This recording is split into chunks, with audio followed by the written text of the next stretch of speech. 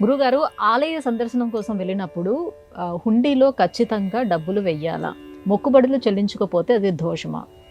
మొక్కుబడులు వేరు, హుండీలో మనం సమర్పించే ధనం వేరు. మొక్కుబడి ఒక విధంగా కాంట్రాక్ట్ వంటిది. పరమాత్ముడితో మనం ఒక కాంట్రాక్ట్లోనికి, ఒప్పందంలోనికి ప్రవేశించాం, ఎంటర్ అయ్యాం. ఈ పని నాకు అవసరం, మీరు ఈ పని చేసి పెడితే ఇంత డబ్బు నేను మీకు చెల్లించుకుంటాను, లేదా ఇలా వస్తాను, లేదా తలముడుపులు, లేదా మొక్కుబడులు, లేదా తలనీలాలు ఏదో ఇచ్చుకుంటాను, పుచ్చుకుంటాను, ఇలాగా ఒక మొక్కుబడి. ఇది వేరు, హుండీ వేరు. హుండీ సంప్రదాయం అనేది మహారాజాలు, జమీందారులు, పోషకులు, రాజపోషకులు ఇలాంటి వారంతా కూడా ఆలయాలని పోషించడం మానివేసిన తర్వాత ఆలయ పరిరక్షణ చర్యలు నశించిపోవడంతో హుండీ వ్యవస్థ ఏర్పడింది. ప్రాచీన కాలంలో శిల్పశాస్త్ర నియమాలకు అనుకూలంగా, ఆగమశాస్త్ర ధర్మాలను అనుసరించి ఆలయంలో అనేకమైన నిర్మాణాలను ఆనాడు శిల్పులు చేపట్టారు. గర్భాలయం, మహదాస్థాన మంటపం, ముఖద్వారం, ప్రాకారం, పాకశాల, యజ్ఞశాల, గోశాల, షోడశ స్తంభ మంటపం, కళ్యాణ మంటపం, పరిక్రమ మంటపం, ఇలా అనేకములు కట్టారు.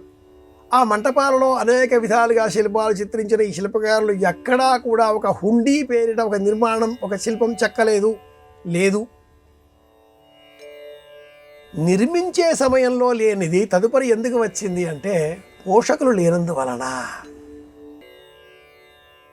ఈ దేవతా సంబంధంగా వచ్చే ఆదాయం ధర్మాదాయంగా మారిపోవడంతో ఆ ఆలయ అభివృద్ధి పనులకే, నిత్య ధూపదీప నైవేద్యాలకే వినియోగించాల్సింది కాస్త ఇతర వ్యవహారాల వైపు మళ్లించడం అనేది ప్రభుత్వానికి సంబంధించిన అంశమే అవుతుంది. కానీ మనకు చెప్పినంత మట్టుకు ఆధ్యాత్మిక ప్రపంచంలో ఆలయాలలో హుండీల వ్యవస్థ పూర్వం లేదు, తదుపరి కాలంలో వచ్చి ఏర్పడింది.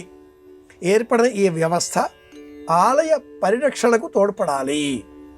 సంప్రదాయం చెప్పిన అంశం ఒక్కటే, ఎక్కడ గ్రంథాలు ఉంటాయో అది గ్రంథాలయం,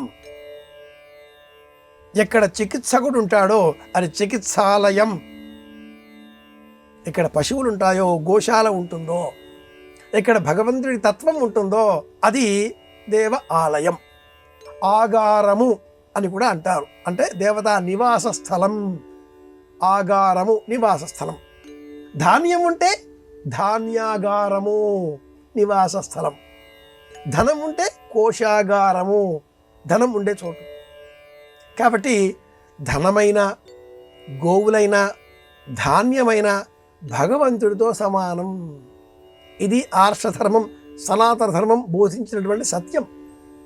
హుండీ వ్యవస్థ ఏర్పడిన అనంతరం ఆలయాలకు కమిటీలు ఏర్పడడం, తద్వారా ఆలయ వ్యవస్థ నిర్వాహకుల చేతిలోనికి వెళ్ళిపోవడంగా మారిపోవడంతో ఆలయ ప్రయోజనాలు కాస్త మారిపోతున్నాయి.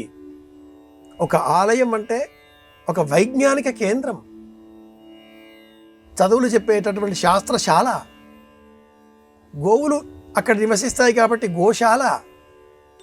వివేకం, నియమాలు, జీవితంలో మనకు అవసరమయ్యేటటువంటి ప్రతి ధర్మం కూడా ఆలయాల గోడల మీద చెక్కడంతో చూచి నేర్చుకోవడంగా కూడా ఉండేది.